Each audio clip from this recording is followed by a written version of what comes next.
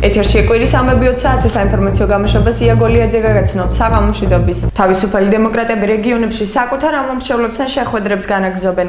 ირაკლი ელასანი ამჯერად ყობაჩხეიძესთან ერთად აჭარელ მხარდამჭერებს დემოკრატიული ჩართულობის ცენტრში შეხვდა. თავისუფალი დემოკრატების ლიდერი მთავარ ამოცანად ხალხთან დიალოგს მიიჩნევს. მთავარ მიზნად კი ყველა რაიონზე მორგებული ეკონომიკური გეგმის შემუშავებას. პრობლემების გადაწყვეტაზე ჩვენ ბიზნეს საზოგადოების წარმომადგენლებთან ერთად და ეკონომისტებთან ერთად ვაპირებთ შევიმუშაოთ ქვეყნის განვითარების გრძელვადიანი გეგმა. მინდოდა ბათუმში ჩვენს პარტიულ აქტივთან გრძელვადიან გეგმებზე დასაუბრება, სწორედ დღეს ამის შესაძლებლობა მექნება. 2015 წელი არის სტრუქტურული განვითარების წელი ჩვენი პარტიისთვის. ჩვენ ჩამოვყალიბდით უკვე სახელმწიფოების ალტერნატიულ პოლიტიკურ ძალა და 2016 წელს გვჭირდება სრული შემადგენლობით უკვე გამარჯვებისკენ წავიყვანოთ პარტია არჩევნებში. გარემოს დაბინძურებისთვის 15 იანვრიდან ჯარიმები ამოქმედდა. ახალი კანონის სახელწოდებით ნარჩენების მართვის კოდექსი, საყოფაცხოვრებო, მუნიციპალური, სამშენებლო და სხვა ნარჩენებით გარემოს დაბინძურების საკითხებს არეგულირებს. კანონის თანახმად დაჯარიმდებიან იმ ავტოსატრანსპორტო საშუალებების მძღოლებიც და მგზავრებიც, რომლებიც ფანჯრიდან გადაყრიან სხვადასხვა სახის ნარჩენებს, სიგარეტის ნამცს, ასევე კვების პროდუქტის ნარჩენებს. ჯარიმის ოდენობა 120 ლარს შეადგენს. კანონის აღსრულება ადგილობრივი თვითმმართველობის ორგანოებსა და გარემოს დაცვის სამინისტროსთან ერთად საპატრულო პოლიციას ევალება. საპატრულო პოლიცია და კერძოდ პოლიცია იმუშავებს თავის კომპეტენციის ფარგლებში. ამ ეტაპზე საპატრულო პოლიციის მხედველობის არეში მოხდება ყველა ის სატრანსპორტო საშუალება, რომლის ფანჯრიდანაც იქნება გარემოს დაბინძურების მცდელობა.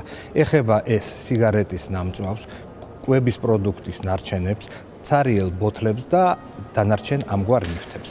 ესეთი ქმედება დაჯარიმდება 120 ლარის ოდენობით. დღევანდელი ეს ღონისძიებები, რომლებიც სანქციის სახით უწესდება 120 ლარით, ვფიქრობ, რომ მე ამის მომხრე ვარ, რამე თუ დღევანდელ საზოგადოებაში ერთ-ერთი ყველაზე მწვავე პრობლემად იდგა ეგ, რამე თუ ქუჩაში გასვლა, ელემენტარულად ქუჩაში გასვლა, როგორც ამ საზოგადოების ერთ-ერთი წევრი, ვფიქრობ, რომ ამ ხრივ ჩვენი კულტურა და ჩვენი ქვეყანა ცოტა შესუსტებული იყო და ვფიქრობ, დღევანდელი გადმოსახედიდან გამომდინარე აი წესების დაცვის, აი ადმინისტრაციული სამართალდარღვევებით, რომლებიც სანქციის სახით ითვალისწინებს ამ ღონისძიებებს, ვფიქრობ, რომ ჩვენი საზოგადოებისათვის და ჩვენი ქვეყნისათვის ერთ-ერთი წინგადადგმული ნაბიჯია.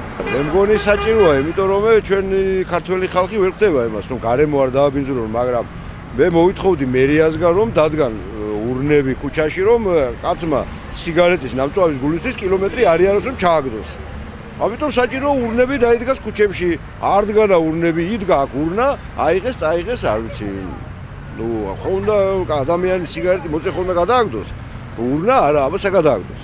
ამისათვის კი სანქციები საჭიროა, რომ ძალიან ბევრი ანაგვიანებს ქუჩებს, მაგრამ ურნებიც აუცილებელია რომ დაიდგას ქუჩებში.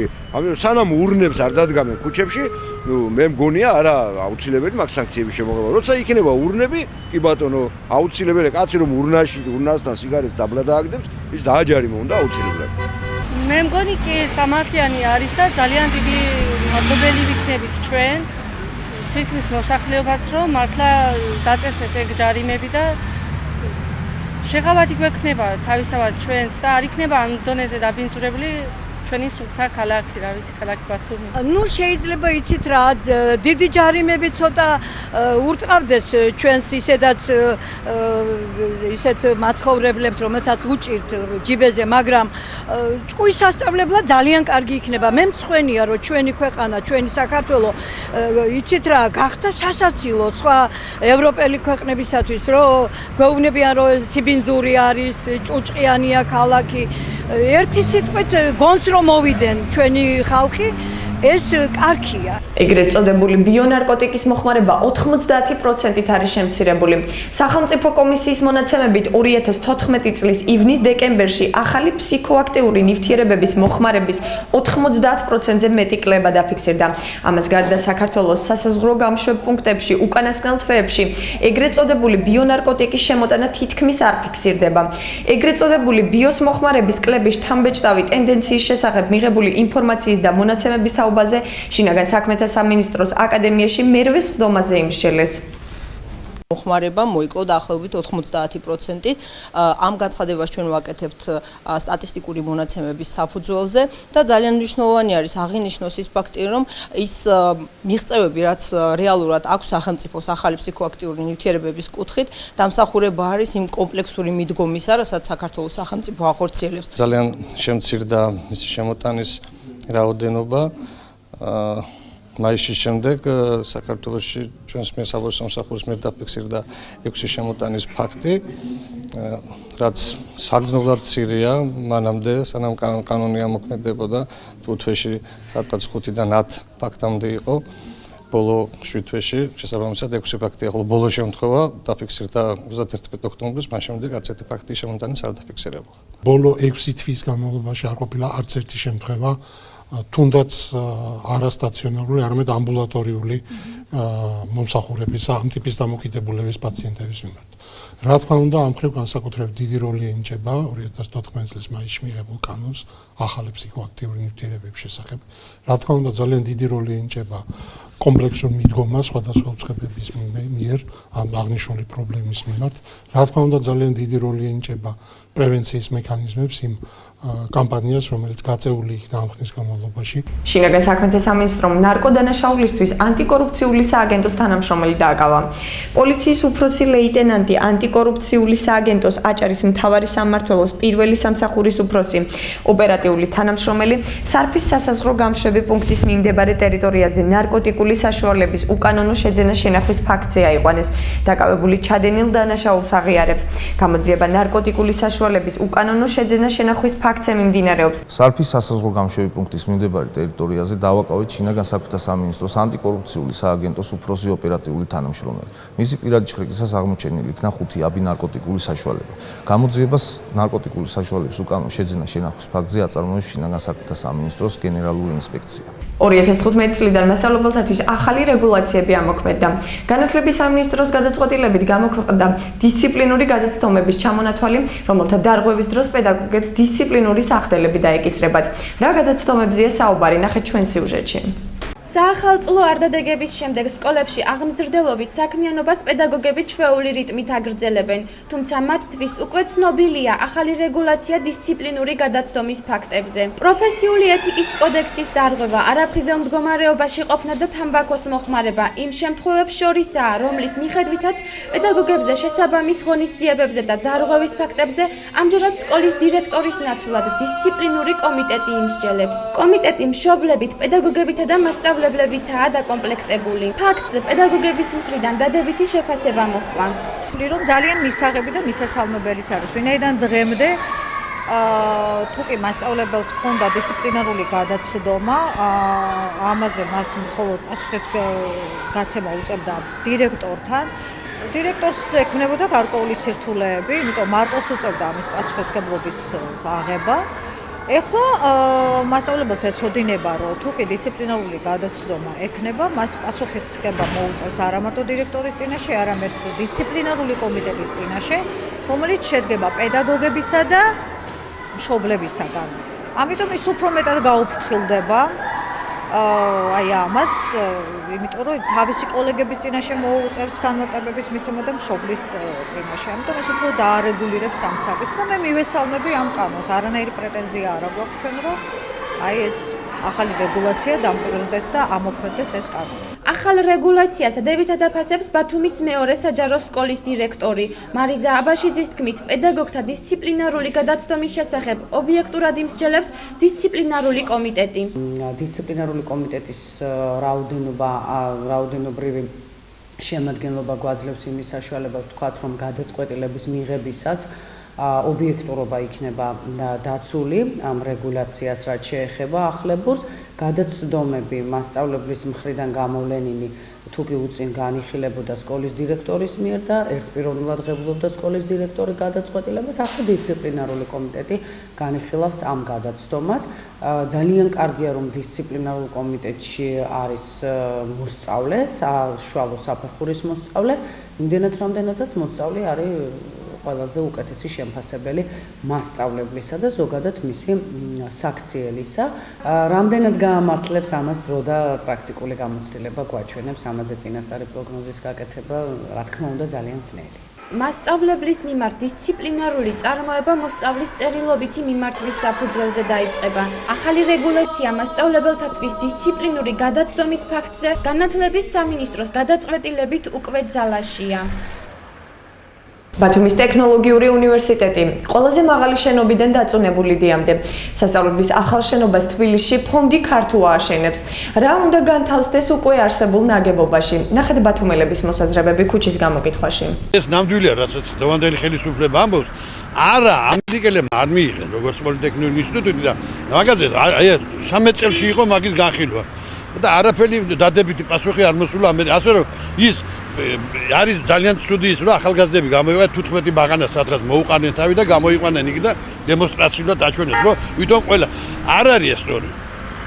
თბილისში აშენდება ეს ინსტიტუტი, იქნება ეს ინსტიტუტი, ისწავლიან თუ სწავლა უნდა ძალიან ახალგაზრდას, წავა და ისწავლის იქაც. აქ არ აშენებულა მაგით. ეხლა ეს არის ბლეფი ესეთი, მათი როგორც ყოველთვის თავზე დაიხურენ ქუდები ესეთი ლამაზი ბიჭების და გამოდიან და ხალხს იმასვებიან, ესე აკეთებენ და არ გეკეთებენ და თქვენი სწავლას ხელს უშლიან და თუ სწავლა უნდა ადამიანს ის ისწავლის იქაც და იქაც. ეს ინსტიტუტი არ იყო, ეს შენობა არა ინსტიტუტი. თქვენი სუბიექტური აზრი როგორია? რა უნდა განთავსდეს? მე გეტყვი. ყველაზე კარგი ადგილია მაგ როგორც სასტუმრო. ზღვასთან ახლოს ძალიან ახლოს არის ზღვასთან და ყველაფერი აქვს იმისათვის რომ კაი სასტუმრო იყოს მაგ. მეტი მაგ სხვათა შორის ასეთ კორპუსში ვიღანა ვიღაცა მშენებელმა აჩვენეს რომ მესამე პირველი მეორე მესამე სართული თვითონ და აუდიტორები უნდა რა ის აუდიტორები მოეწყობა იქანა მაკრო დაასაკვე ყველა მაკრო ინსტიტუტად გადააქციოთ იქ ვერ დაატევთ იმ აუდიტორიაში იმ ხალხს. ანუ თქვენ თვლით რომ სასტუმროსთვისაა განკუთვნილი შენობა? ყველაზე არის სასტუმროსთვის განკუთვნილი მაგ შენობა და ძალიან კარგი ადგილია სხვათა შორის და დაждაუგრავ თუ ეს იქნება ნამდვილად. ჩემი აზრით უნდა იყოს ტექნოლოგიური უნივერსიტეტი იქიდან გამომდინარე რომ ქვეყანაში არის პროფესიონალთა დეფიციტი, კვალიფიციურ მუშახელთა დეფიციტი, აქედან გამომდინარე სწავლა არის უპირველეს ყოვლისა რომ ქვეყანა განვითარდეს, წინ წაიწიოს და აღორძინდეს ასე ვთქვათ.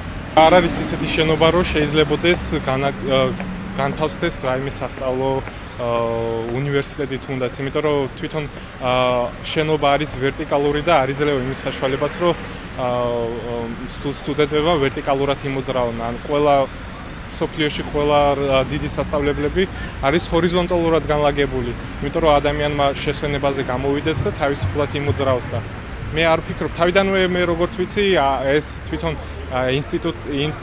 ინსტიტუტისათვის ინსტიტუტს არ აშენებდნენ, არამედ იყო შავი ზღვის ბიზნეს ცენტრი და შემდეგ რატომღაც გადაარქვეს, რომ ამერიკასთან ერთად გადაწყვიტეს ისქოს, რომ გაეკეთებიათ ტექნოლოგიური უნივერსიტეტი, ხო? ამიტომ მე ვთვლი, რომ ეს უფრო სპეკულაცია არის ნაციონალური მოძრაობის მხრიდან, ვიდრე რაიმე სარგებელს ეძებდნენ. ამიტომ თუ სარგებელზეა ლაპარაკი, მე ვფიქრობ, რომ უფრო უკეთესია სასტუმრო განლაგდეს მაგ ადგილას. ჩვენი ღმერთმენით ვფიქრობ, რომ ქართული ახალგაზრდობის და ბათუმისთვის უკეთესი იქნებოდა, რომ პოლიტექნიკური უნივერსიტეტი რო დარჩენილი იყო. სასტუმრო ისედაც მეულადაა ჩვენს ქალაქში და ჩვენთვის ახალგაზრდათაობისთვის უკეთესი იქნებოდა, რომ უნივერსიტეტი ყოფილიყო. ყოველ შემთხვევაში მე ესე ვფიქრობ. ხო, ანუ მე ვფიქრობ, რომ ბულვარში არ უნდა გაკეთდეს მსგავსი შენობები, საერთოდ არანაირ ბულვარი იმისთვისა, რომ ხალხმა გაიაროს, რაღაც ნახოს, დაათვალიეროს, ისიამოვნოს, მაგრამ უნივერსიტეტისთვის ეს არის უკვე ზედმეტი რა, მე ვფიქრობ. ამიტომ რომ უნივერსიტეტი უნდა იყოს, ცალკე უნდა იყოს, რა არ უნდა იყოს მოწყვეტილი რაღაც იმას და რაღაც გასართობ ცენტრად არ უნდა იქცეს ბულვარში რომ გადის მაგის გამო რა, მგონი გასართობად უფრო არის ეგ და საჩვენებლად რა უნდა განთავსდეს და რა თქმა უნდა პოლიტექნიკური ინსტიტუტი. ახალგაზრდობას ძალიან მოუხდება ლამაზი, კარგი შენობა, უფრო ხალისი იქნება სწავლაც. პოლიტექნიკური ინსტიტუტი ნამდვილად მისაღებია მაგ და არავითარი სასტუმროები, რომელიც გადაჭედილია მთელი აჭარა სასტუმროებით. გვეყვამდენი სასტუმრო. აწეს სტუდენტობას გაუკეთოთ კარგი რაღაცა ისეთი, რაც ესიამოვნებათ. მაგი პოლიტექნიკური ინსტიტუტის შენობა არ არის. შენობა როგორც ასეთი პოლიტექნიკური ინსტიტუტი არ არსებობს სოფლიოში. მაგი არის ეშმაკის ბორბალისები, რესტორანი, დროს სატარებელი ადგილი სტუდენტმა ზევით ირბინოს თუ იმუშაოს. პოლიტექნიკური ინსტიტუტი კარგია, უნდა იყოს, აშენდეს, მაგრამ თვითონ ეშენობა მაგის არ ვაგა. ვის ირგვლივ ვერაფერს ვერ აუშენებ, ისი ადგილია სარივით ჩასობილია შიგ. თქვენ როგორ ფიქრობთ, რა უნდა განთავსდეს ამ შენობაში? ამაში რა უნდა გათავსდეს ახლა მაგი არის. ვისთვის არის ხელსაყრელი? რა ვიცი, რაც უნდა ის გააკეთო, რა ვიცი. არა, სტუდენტობისთვის, მაგრამ ყველაფერი შეიძლება პადვალში სამუშაო, ხალხი რაღაცა, სტუდენტები ასწავლო, კერძობინა ეს, მაგრამ აქ ეს ხომ არ არის ის სპეციალური უნდა შენობა მაგათ სტუდენტებს. რა შეჭიროა ბულვარში უნივერსიტეტი? ალბათ ის რაც უნდა ყოფილიყო თავიდან. და უნდა მიეცა საშუალება, რომ ის ეს ტექნოლოგიური უნივერსიტეტი მან ყოფილიყო რა. და ხელი არ უნდა შეეშალათ ამისთვის. და თქვენ თვლით, რომ აი ბულვარი არის ის ადგილი, სადაც უნდა იდგეს ესეთ შენობა სასწავლებელი? ეს შეიძლება მეტნაკლებად საკამათო იყოს, მაგრამ რადგან ამ წუთში იქ არის ის შენობა აშენდა და არის იქ, უკვე ამის გამო მან უნდა იყოს რა. 16 წლის პაციენტმა, რომელიც კლინიკაში სასწრაფო დახმარების მანქანით გადაიყვანეს, საყოველთაო დაზღვევით ვერ ისარგებლა და 3 დღის განმავლობაში ემერჯენსი კლინიკაში საკმაოდ სოლიდური თანხის გადახდა მოუწია. აღნიშნული ფაქტი არასამთავრობო ორგანიზაცია სამოქალაქო მონიტორინგმა შეისწავლა. დავით ბერიძის განცხადებით, პაციენტი დიაგნოზის შეცდომით დაუსვეს და კოდიც არასწორად მიანიჭეს, რის გამოც საყოველთაო დაზღვევის პროგრამაში ვერ მოხვდა. ბერიძე აცხადებს, რომ საყოველთაო დაზღვევა არც თუ ისე ეფექტურია. სამოქალაქო მონიტორინგის ხელმძღვანელი საქართველოს ჯანდაცვის სამინისტროს მიმართავს და სამომავლოდ თერაპიული მკურნალობის დაფინანსებასაც მოითხოვს. ასე გვეგონა, რომ ეს საყოველთაო დაზღვევა, ეს ისეთი დაზღვევა, რომელიც იგი უზრუნველყოფილი იქნება ყველანაირად და მოსახლეობას არ გაუჭირდებოდა ამის დაფარვა. და როცა ბავშვი მძიმედ შეიქმნა და გადავიყვანეთ საავადმყოფოში სასწრაფოთი, იქ წავიდა, როგორ თქვა ახლა, ვაჭრობა იმასთან დაკავშირებით, რომ ბავშვზე რა კოდი მიენიჭებინათ. ამათ აიღეს იგი და უმაღლესი ხარისხის კოდი, რომელიც იგი არის მაღალ თანხიანი, თურმე მოგვანიჭეს ეს. ამის შემდეგ ესე იგი ბავშვს როცა გაუკეთეს ეს დანადგარები დაუდგეს და გადასხმები ჩაუტარეს და ბავშვმა მეორე დღეს უკვე ცოტათი რომ გამოუმჯობეს და ღებინება შეუწყდა და უკვე მშობელიც დაწყდარდა. მოგვადგენ მე რომ ფულის გადახდა აუცილებელია და იძულებული გავხდით ესე იგი და გადავიხადეთ ამბავი, მაგრამ თანხა როცა გვითხრეს ამ 3 დღის განმავლობაში 475 ლარი ცოტათი გაგვიკვირდა. საყოველთაო დაზღვევა, როდესაც მთავრობა სახელმწიფო საუბრობს, არც თუ ისე ეფექტური ყოფილა, იმიტომ რომ თერაპიულ პროფილს საყოველთაო დაზღვევა არ აფინანსებს. ანუ მიმართავ საქართველოს ჯანდაცვის სამინისტროს მოხდეს თერაპიული პროფილის დაფინანსება.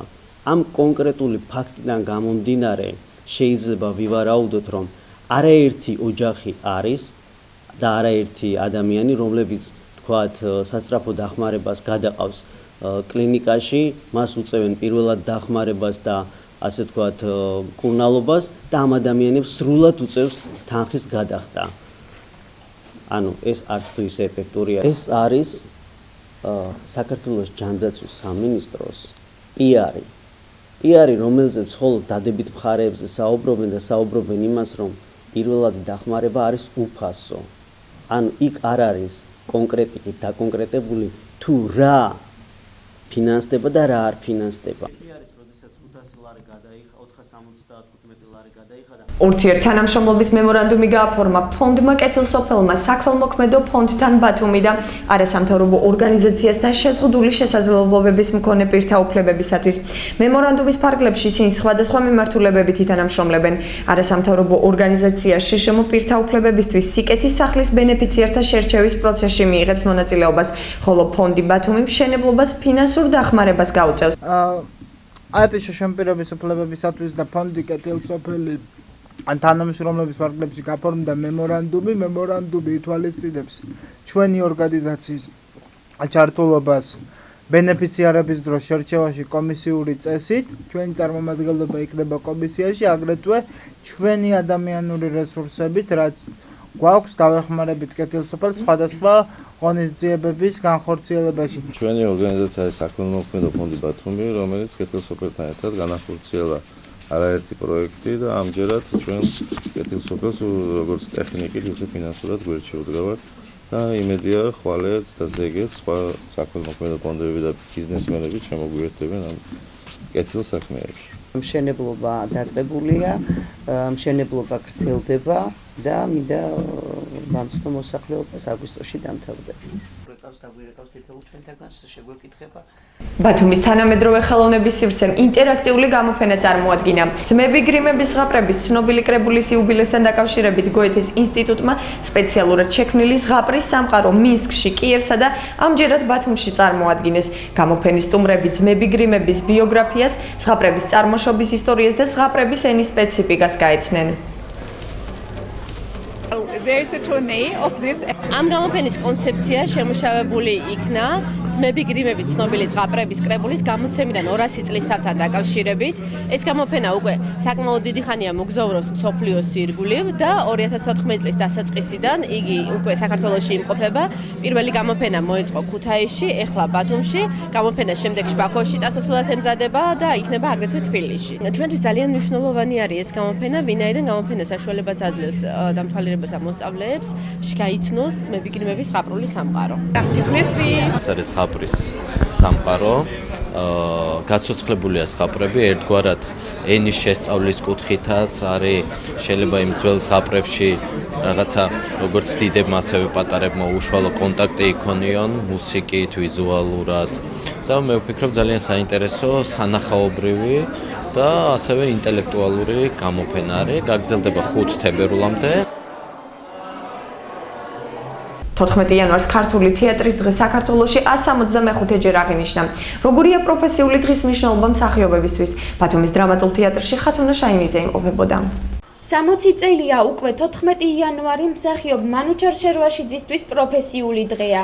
არაერთ სპექტაკლში წამყვანი და მთავარი როლების შემსრულებელი, ასევე გადაღებულია 30 ფილმში. ამბობს, რომ ცხოვრების უმნიშვნელოვანესი პერიოდი სწორედ ბათუმის დრამატულ თეატრში აქვს გატარებული. პროფესიულ წარმატებას უსურვებს კოლეგებს და სურვილს გამოთქვამს უცხოურთან ერთად უფრო მეტი ქართველი ავტორის ნაწარმოებებზე დადგმული სპექტაკლებით წარსდგეს მაყურებლის წინაშე სამომავლოდ. თეატრში ქართული დრამატურგია უნდა იყოს ჭარბად. და ეხლა ჩვენ რეპერტუარი გვაქვს, ამ რეპერტუარში ერთია მარტო ქართული.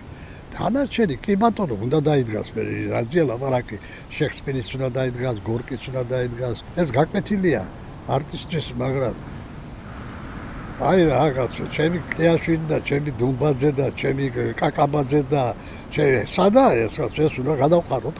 ახალგაზრდა დრამატურგებიც არიან ქართველების სხვათა შორის. ქართველი დრამატურგები არის გამორჩეული ხალხი, რომელსაც აქვს შესანიშნავი ნაწარმოებები.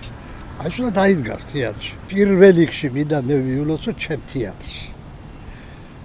სადაც მე გამიზარდე და სადაც იზრდებიან შესანიშნავი ახალგაზრდა მსახიობები. ჩემ თეატრს უსურვებს სიხარულს, ჯანმრთელობას, ბედნიერებას, ჩემ ბიჭებს და გოგოებს.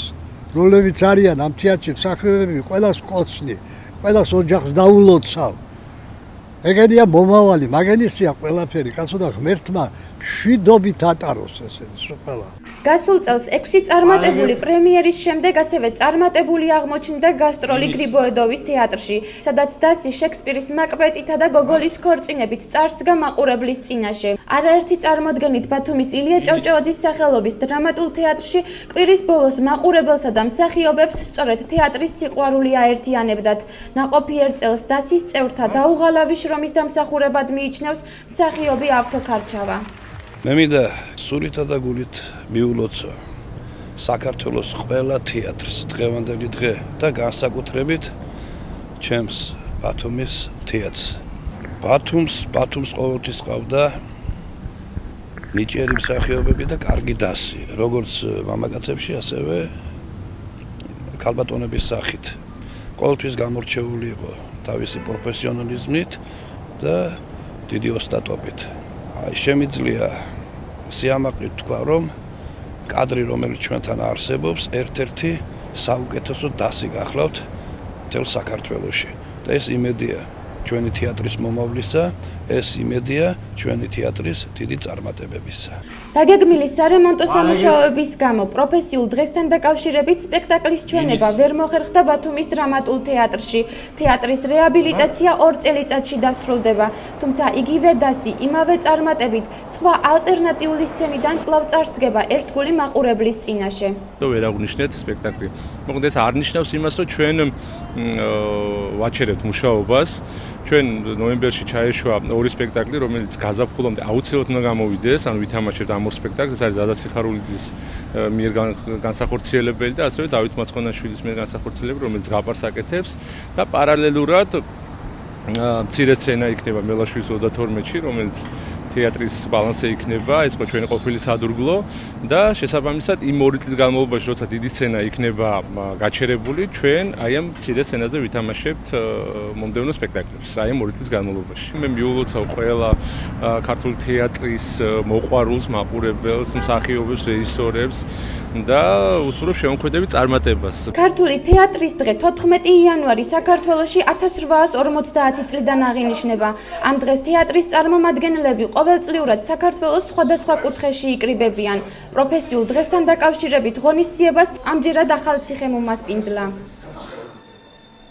და საინფორმაციო გამოშვების უცვლელი რუბრიკა ბათუმელი. ნინო სულუხიას ინტერვიუ ნუნუ მალაპმაძესთან. ხაბადო ნუნუ, რას ნიშნავს თქვენთვის ბათუმელობა? ბათუმელობა ჩემთვის ნიშნავს ყველაფერს თითქმის. მე დავიბადე, გავიზარდე ბათუმში. აქ ცხოვრობ დიდი ხანია, ამიტომ ბათუმელობა არის ჩემთვის არა მარტო ქალაქი, არა, ეს ყველაფერია თითქმის. ბათუმელობა ჩემთვის საპასუხისმგებლოა იმდენად, რამდენადაც მინდა ბათუმი იყოს ლამაზი, კეთილმოწყობილი, მისი ყველა კუნჭული არ დანაგვიანდეს ქალაქი, ყველა უფრთხილდებოდეს როგორც საკუთარ ოჯახსა, საკუთარ სახლს. ბათუმელობა ძალიან საპასუხისმგებლოც არის ამასთან ერთად, რომ ხარ ბათუმელი, გიყვარს შენი ქალაქი. მაინც უნდა ზრუნავდე მის კეთილმოწყობისთვის, მისი სილამაზისათვის და გამოყოფდი როგორ არა, ბევრი კარგი ადამიანი დადის ბათუმში. პოეტები, მწერლები, მსახიობები, რომელთა თვალყურს მივადევნებთ ხოლმე და მიხარია, რომ ესეთი საპატივცემლო ადამიანი ქუჩაში დადის. რა თქმა უნდა, ჩამოსულებიც არიან ესეთი ტურისტებია, სულ ვადევნებთ ხოლმე თვალყურს. ჩვენ მეტი პატივისცემით უნდა მოვეპყროთ ტურისტებს. შეიძლება ქართველ ადამიანს არ აკლია სტუმრისადმი პატივისცემა, მაგრამ იმ პერიოდში უფრო გაორკეცებული ენერგიით ვართ. გვინდა რომ ვასიამოვნოთ, დავუპატიჟოთ სადმე, ან ყურადღება უფრო მეტი მივაქციოთ. მე პირადად ასე მიმაჩნია, რომ ჩამოდიან უცხოელი სტუმრები რუსეთიდან, უფრო მეტი ხშირად სომხეთიდან ჩამოდიან და იმათ უყვართ ქართველი ხალხი და სულ ამბობენ, რომ ძალიან სტუმართმოყვარე ბრძანდება ქართველი ერი და ძალიან ისეთი კარგი მიტმიდიან, შთაბეჭდილებებით უკან ბრუნდებიან. მაინც მგონია, რომ ბათუმელები უფრო თბილი ხალხი არიან. სასიამოვნოა მათთან შეხვედრა, საუბარი, რატომღაც მეტად არიან კონტაქტში ურთიერთთან და მაინც ამით გამოვყოფდი. რას შეცვლიდით ბათუმში? ბათუმში ძირითადად ბოლო დროს ძალიან გალამაზდა, პარკები გაშენდა, დაიგო გზები გალამაზდა, მაგრამ მაინც ვისურვებდი, რომ ცათამბჯენების ნაცვლად ყოფილიყო დაბალი სართულიანი სახლები, რომელიც ძალიან ალამაზებდა და ამშვენებდა ბათუმს. რატომ არის გაუმართლებელი თქვენი აზრით მაღალსართულიანი შენობა? თითქმის აი, როდესაც ქუჩაში მოძრაობთ, დავდივართ, თითქმის ჩრდილებია თითქოს, ჰაერი სივრცე არ არის. ასე მგონია, რომ ჰაერი არ მოძრაობს ქალაქში. და ამიტომაც სხვა დადებითი მნიშვნელობაც აქვს, ძალიან ლამაზი შენობები გაკეთდა, მაგრამ მაინც ვფიქრობ, რომ მეტი ჰაერი უნდა იყოს ბათუმში. თითქმის ზღვის ჰაერი არ შემოდის. აი, ამიტომ მხოლოდ აი ბათუმელების დამოკიდებულება ნამდვილად არ მომწონს. ბავშვები ძალიან ხშირად ხის ფოთლებს, ბუჩქებს ტეხან, ყვავილებს კრეფენ, ან ანაგვიანებენ ქალაქს. და ვისურვებდი რომ ისეთი ახალგაზრდობა გაზრდილიყოს, ისეთი მომავალი ყოლოდეს, რომ ეს ყველაფერი გამოსწორებული იყოს, დამოკიდებულია რა თქმა უნდა მშობლებზე, უნდა ბავშვები გაიზარდონ ურთიერთსიყვარულით ბათუმისადმი, ბუნებისადმი სიყვარული უნდა გქონდეთ. ქუჩები ვიწროა და ძალიან შეზღუდულია მანქანების მოძრაობა, სამაგერო ტროტუარები არის ძალიან დიდი და უფრო ფართო, რაც ფეხით მოსიარულეებისათვის გამართლებულია და მომწონს. ძალიან მინდა რომ კარგი სპექტაკლი იყოს ბათუმში. აი, ჩამოდიოდა მესხიშვილის, ქუთაისის თეატრი, მარჯანიშვილის თეატრი, რუსთაველის სახელობის. ეს სპექტაკლების საბეჭდების ქვეშ ვარ კიდე. ისე ძალიან მიყვარს თეატრი. კინოები ახლა შეცვალა ტელევიზიამ და ის იმდენად ის არ არის, მაგრამ ცირკი არ არის ბათუმში, არ ჩამოდის ცირკი. ფილარმონიაში კიდე მასიური კონცერტები არ ტარდება, უწინ უფრო ტარდებოდა ხშირად. და ბოლოს ქალბატონო ნუნუ, რას უსურებთ ბათუმს და ბათუმელებს? ბათუმელებს რას უსურებდი? რომ ყოფილიყო სიმშვიდე, სიყვარული, რომ ყოფილიყო უფრო მეტი ღიმილიანი ადამიანი დადიოდეს ქალაქში. სამუშაო ადგილები მეტი რომ იყოს დასაქმებული, ახალგაზრდები ძალიან ბევრი არიან, რომელიც დაუსაქმებელი დადიან. და ურთიერთსიყვარულს, ჯანმრთელობას რა უნდა უსურო მეტი. ეს იყო კვირის ამბები ია გოლიაძესთან ერთად მე მომავალ კვირამდე გემშვიდობებით ნახვამდის.